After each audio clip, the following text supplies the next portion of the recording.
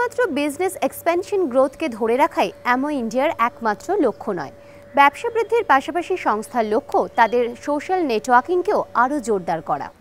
সম্প্রতি কলকাতার ট্রাফিক পুলিশের সাথে যৌথভাবে অ্যামো ইন্ডিয়া পালন করল রোড সেফটি উইক, যেখানে 9টি স্কুলের মোট 160 জন প্রতিযোগীকে নিয়ে আয়োজিত হয়েছিল রোড সেফটির ওপর সিট অ্যান্ড ড্র কম্পিটিশন।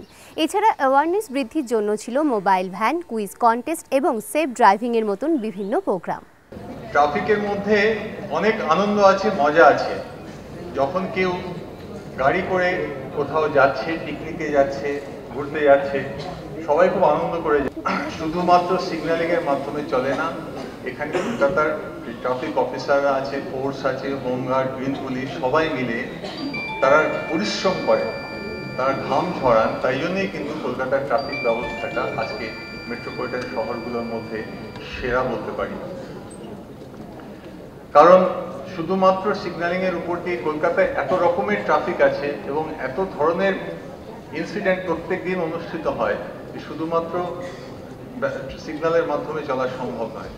সুতরাং তার মধ্যে এফার্ট, হিউম্যান এফার্ট প্রত্যেক দিন দেওয়া জরুরি। এবং সেই জন্যই আমি আশা করব যে কলকাতা পুলিশের ট্রাফিক অফিসাররা যেভাবে কাজ করে সেইভাবে কাজ করে যাবে। তারা পরিশ্রম করতে হবে, পরিশ্রম ছাড়া কিন্তু কোনো রাস্তা নেই কলকাতার ট্রাফিক সুন্দরভাবে চালানোর জন্য।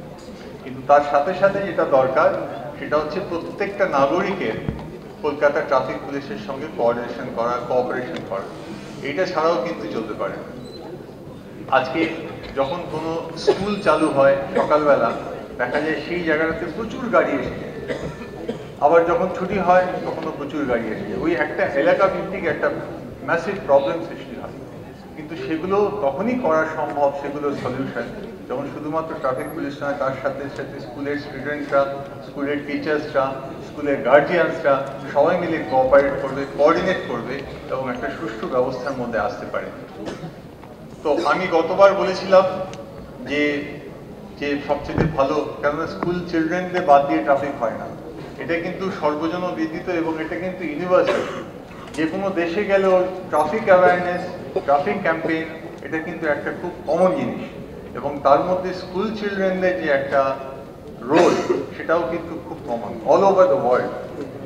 সেই জন্য আমি গতবার বলেছিলাম যে যে এসে কম্পিটিশন একটা করতে, এবং তাতে যেটা আপনারা দেখলেন আজকে অংশু এর মধ্যে প্রাইজ পেয়েছে।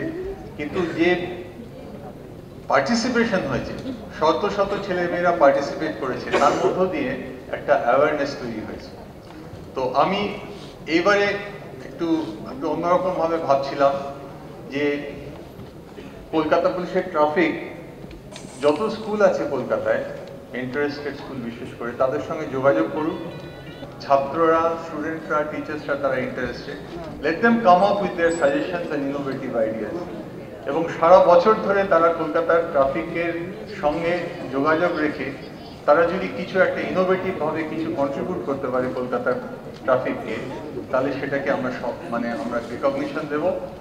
এবং সেই স্কুলের 10 জন ছেলে মেয়েকে যেই হোক তাদেরকে আমরা ট্রাফিক উইকের মাঝে নিয়ে আসবো, আমাদের ট্রাফিক কন্ট্রোল রুমে নিয়ে আসবো এবং তাদেরকে আমরা হাফ ডের জন্য ট্রাফিক কন্ট্রোল রুম চালাতে দেবো। তো এটা আমরা পুরো স্কুলকে ইনভলভ করতে পারি